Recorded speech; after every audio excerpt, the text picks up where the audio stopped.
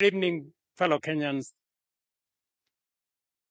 Tonight, I invite every Kenyan to what I believe will become the most consequential national conversation since the adoption of our Constitution in 2010. A national conversation about Kenya's development charter. This is a national undertaking about the future of our republic, about the development imperatives enshrined in the articles of our Constitution, the attainment of the Constitution's high development aspirations, and the opportunities we owe future generations as a result. This national conversation must rise above politics, transcend electoral cycles, and unite us around a shared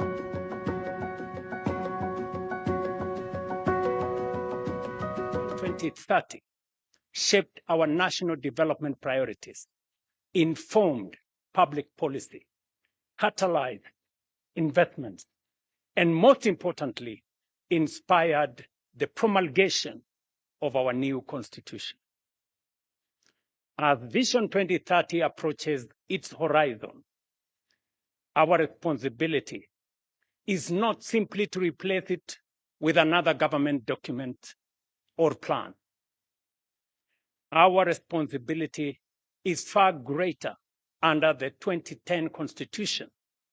That is, to craft a new national development charter that gives effect to the development imperatives enshrined in the Constitution and to decide together what kind of Kenya we want to build over the next generation and beyond.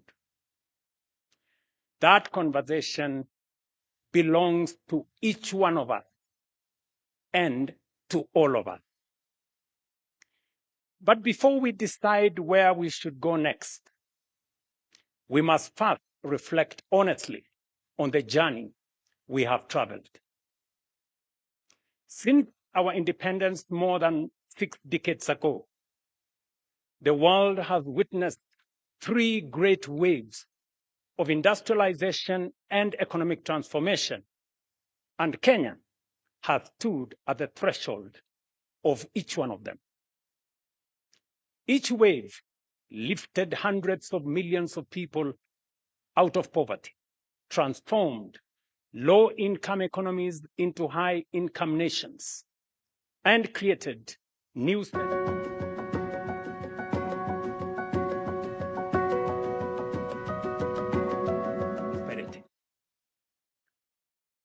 The first unfolded between the 1960s and 80s. It involved the East Asian tigers, including South Korea, Singapore, Taiwan, and Hong Kong, which transformed themselves into prosperous, high-income, industrialized economies. The second was in the late 1970s. China, together with Malaysia, Thailand, Indonesia, and Mauritius, embarked on bold economic reforms that lifted hundreds of millions of their citizens out of poverty and transformed their economies into globally competitive manufacturing and investment hubs. The third wave began in the early 90s. Vietnam, India, Bangladesh, and Cape Verde embraced reforms, expanded exports, attracted investments, and fundamentally changed the trajectory of their economies within one generation.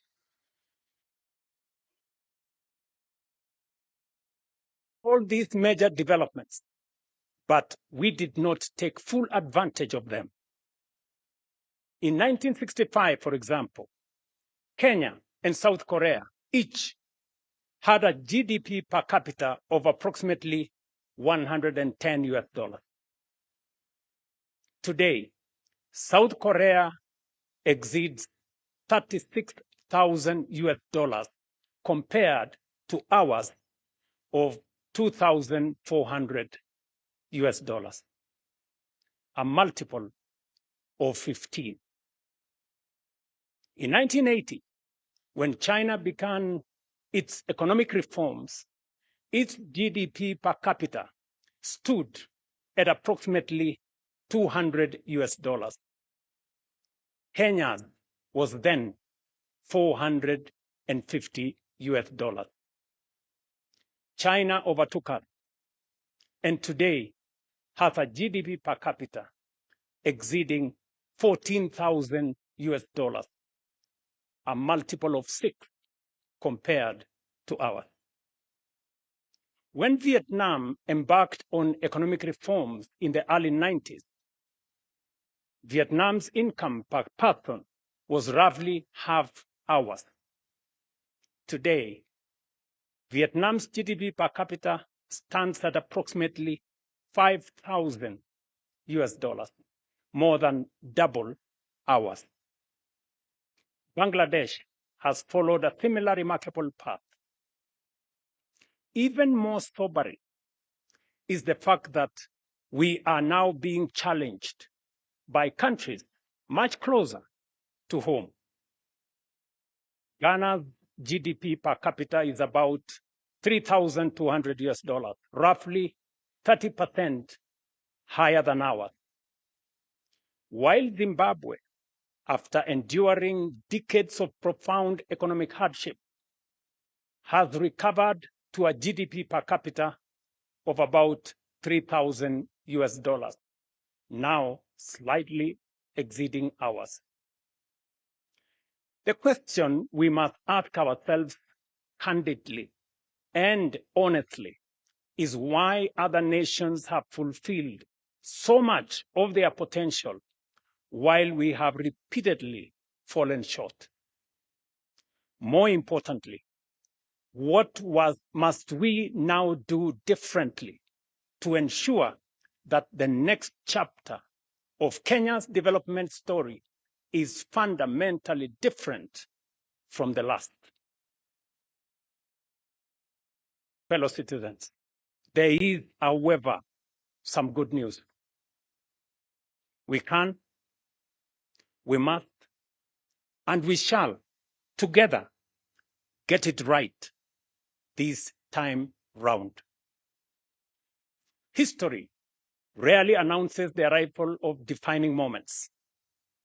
Yet there are occasions when the forces shaping the world create opportunities that come perhaps once in a generation. I believe we are on the threshold of one such historic moment.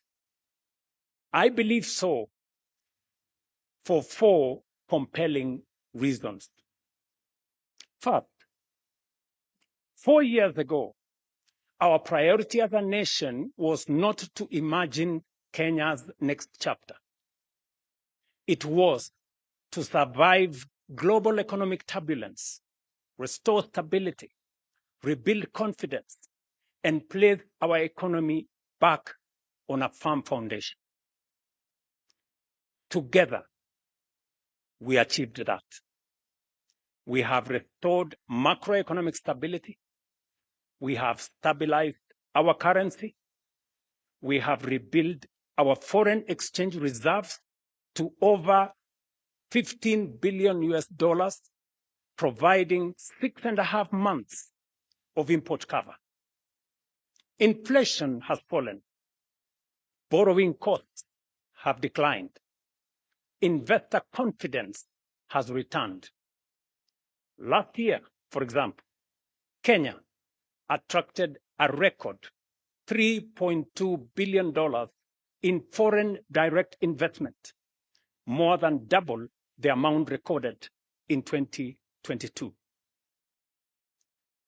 The 2025 IMD World Competitiveness Ranking placed Kenya as the most competitive economy in Africa, reflecting the confidence our reforms have restored. Because we have restored stability unattained, in several respects, we are still falling short of even the very standards we set out for ourselves. Vision 2030 set a target of Kenya becoming an upper middle income country by 2030.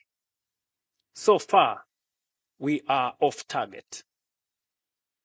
This is not a criticism of Vision 2030, nor is it a reason for disappointment. Rather, it is an opportunity to proudly learn from our successes, reflect with honesty on where we have fallen short, and define together Kenya's next long-term vision. The third reason why this is our moment is that the next great wave of economic transformation will, I believe, be African.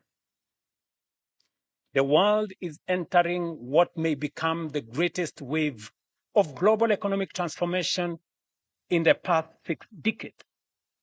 And for the first time in modern history, its center of gravity is steadily shifting towards Africa. Our continent is the home to the world's youngest and fastest growing population, vast reserves of strategic minerals, immense renewable energy potential, abundant arable land, and rapidly expanding consumer markets. 9 of the world's fastest growing economies are in Africa. And by 2050, 1 in every 4 people on Earth will be African. Increasingly, global investors, manufacturers, innovators, and policymakers are looking to Africa not merely as a continent of future promise, but as the next frontier of global growth and prosperity. While we may not take full advantage of the previous 3 great waves of global transformation, we have a historic moment and a once-in-a-lifetime opportunity, not just to be part of, but to lead the next transformation. We have positioned Kenya as one of the nations that will define Africa's economic rise. Fourth, and perhaps most profoundly, this conversation is potent because the time has come to fulfill not only the political and governance promise of our Constitution, but also its equally compelling promise of development, national transformation, and shared prosperity. Fellow citizens, the Constitution envisages both a democratic and a wealthy and prosperous nation. Democracy allows us to organize power, protect liberties, and govern ourselves. Through our democratic institutions, our laws and policy reforms, we have steadily transformed that constitutional principle into a proudly democratic national culture. The next chapter of our national transformation journey is to operationalize the Constitution's development charter. The Constitution establishes our national development mandate.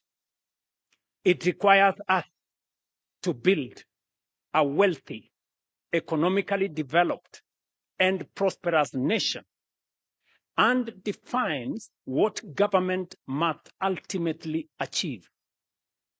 A nation that is just, inclusive, and sustainable.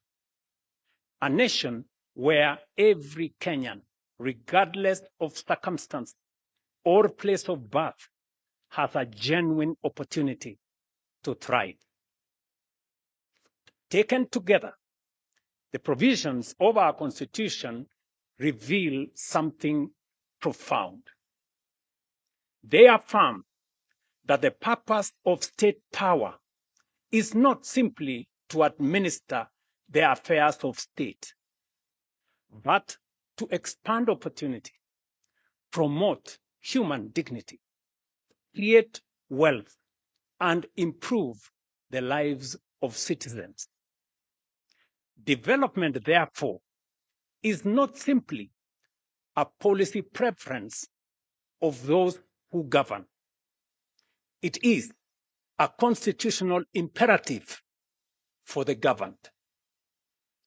While the Constitution's preamble commits us to build a nation founded on human rights, equality, freedom, democracy, social justice, and the rule of law, Article 10 of our Constitution speaks to patriotism, integrity, accountability, and sustainable development as among our highest national values.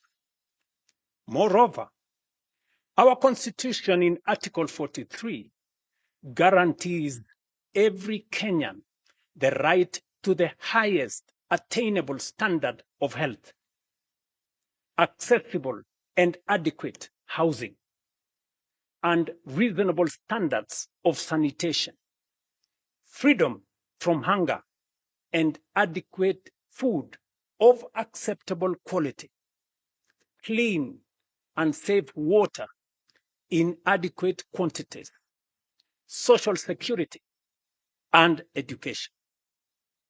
Together, we must ask ourselves what these constitutional guarantees should mean in practice. What should an education system worthy of our constitutional promise look like? What should define accessible and adequate housing for every Kenyan? What kind of health system is required to secure the highest attainable standard of health as is provided for in the Constitution? How do we ensure that no Kenyan experiences the indignity of hunger and that every family has access to adequate food of acceptable quality? How do we guarantee universal access to clean and safe water, meaningful social protection, and the opportunity for every citizen to live a life of dignity? Above all, what measurable outcomes should demonstrate that we are truly giving practical effect to these economic and social rights as contained in our Constitution? Equally, we have not defined with sufficient clarity what patriotism, equality, social justice, and sustainable development should demand of us as government, as institutions, leaders, or citizens. Yet, these constitutional aspirations cannot fulfill themselves. We must, as a nation, collectively define the standards by which they should be measured and establish a common national development charter for their realization. Until we do so, our development and progress will remain subject to the ebb and flow of political expediency, changing priorities, competing interpretations, and fluid guesswork. A national development charter for the attainment of these noble constitutional imperatives cannot be designed by politicians alone, nor by any single institution, profession, or interest group. It must be shaped by the people of Kenya themselves through an open, inclusive, and honest national conversation. For the Constitution belongs to the people, and so too must the vision that gives it practical expression. They demand the wisdom of our farmers and workers, the ingenuity of our entrepreneurs and innovators, the experience of our professionals and scholars, the moral leadership of our faith communities, the energy of our young people, and the participation of every patriotic citizen who believes in Kenya's future. Such a development charter will succeed when anchored on strong institutions, institutions that enable rather than obstruct, that solve problems rather than multiply, that encourage enterprise rather than frustrate, and that make it easier for people to work, invest, innovate, build, and create wealth. Great nations, fellow citizens, are never built by chance. They are built by design, by discipline, and by deliberate, focused national purpose. Ours should be no exception. National development must never be left to chance or short-term politics. It must be guided by a shared national vision that endures beyond administrations and election cycles.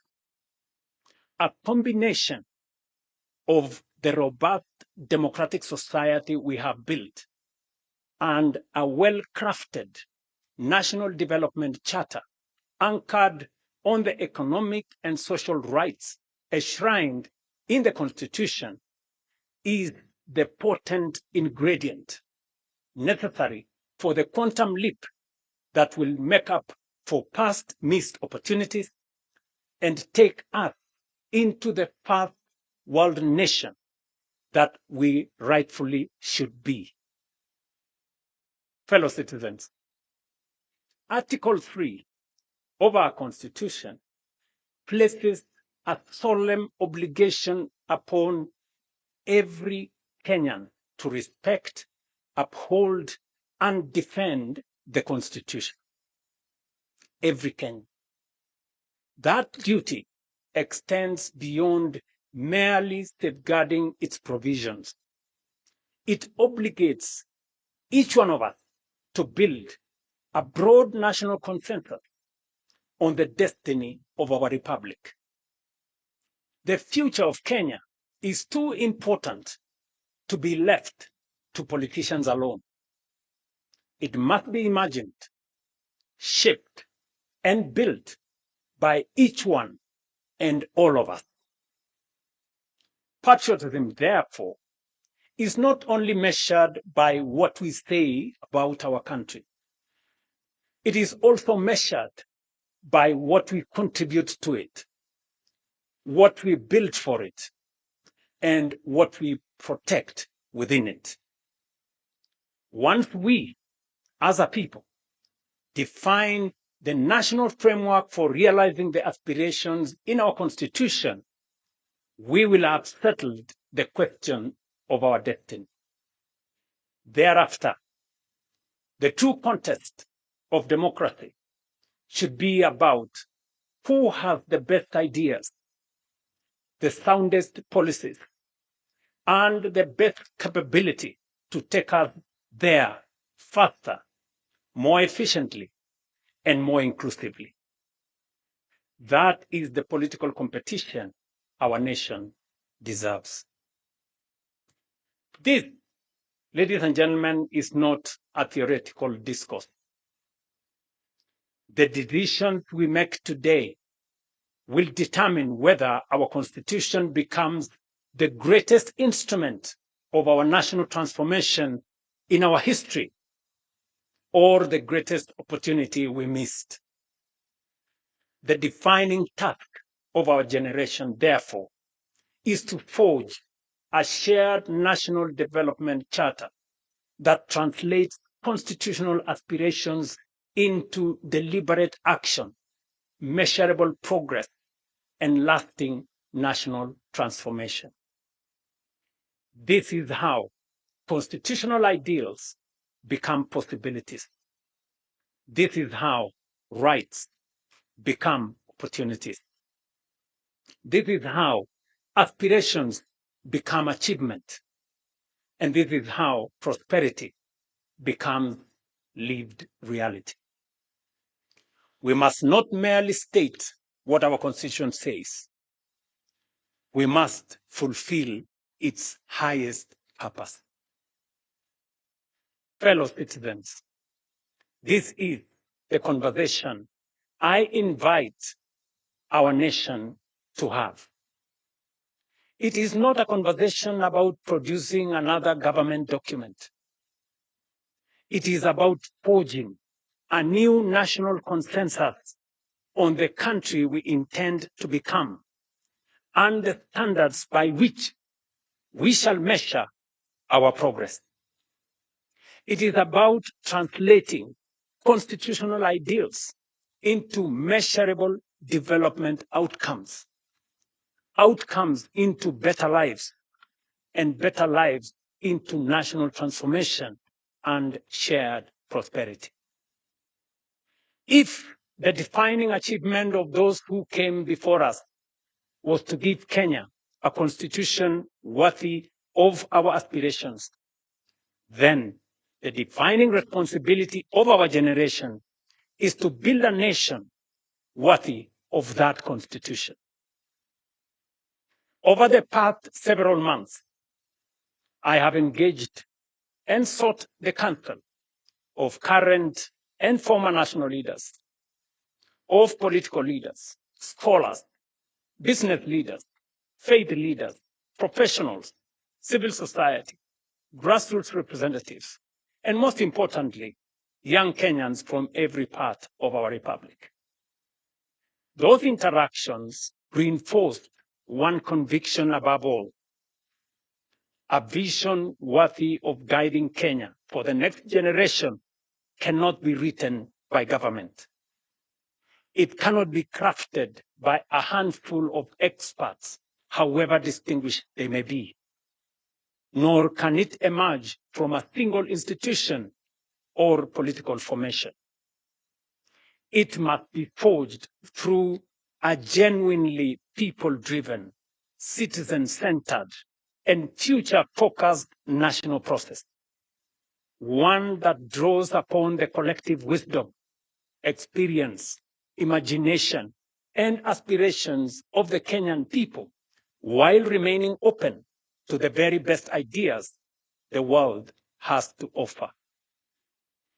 It was in that spirit that I invited Professor Hiroyuki Hino, Professor Anyang' Nyong'o, and their distinguished colleagues to begin examining Kenya's future beyond the Vision 2030.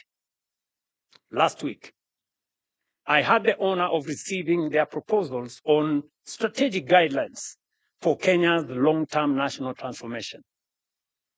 The thrust of their proposal is both ambitious but also achievable. That Kenya can become a prosperous, high-income, industrialized, and globally competitive nation within one generation, provided we remain united in purpose, disciplined in execution, and unwavering in our commitment to long-term national transformation. These proposals provide the foundation for a much broader national conversation, a conversation that now belongs not to government, nor to the authors of that report, but to every Kenyan. Fellow citizens, somewhere in Kenya tonight is a child too young to understand this address. Some may never remember Vision 2030. Others may never remember even this conversation, but they will live in the Kenya we choose to build. That is why this landmark national conversation is a once-in-a-lifetime opportunity.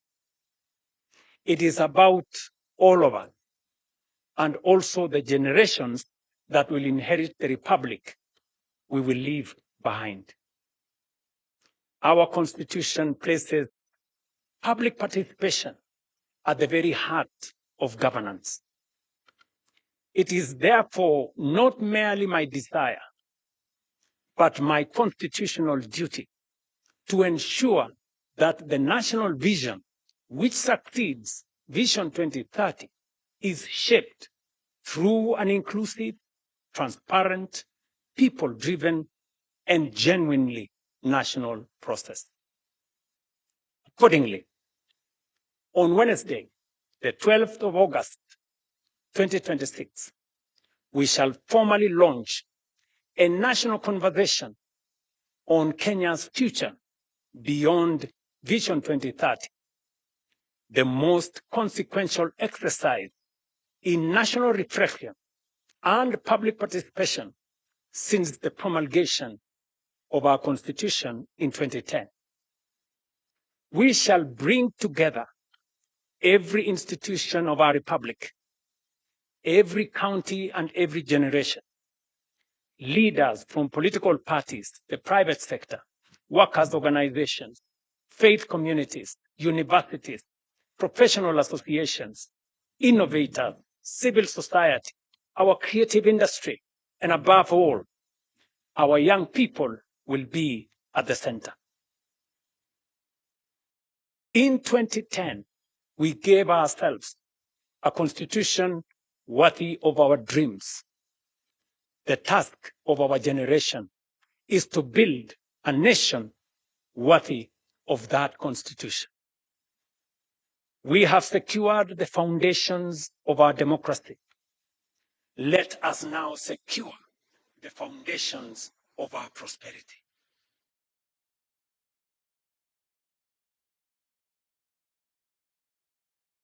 To fulfill what only elect a constitution that its highest. Let us rise together, right? That next chapter of our republic. Bless you all. Bless Kenya. And I thank you.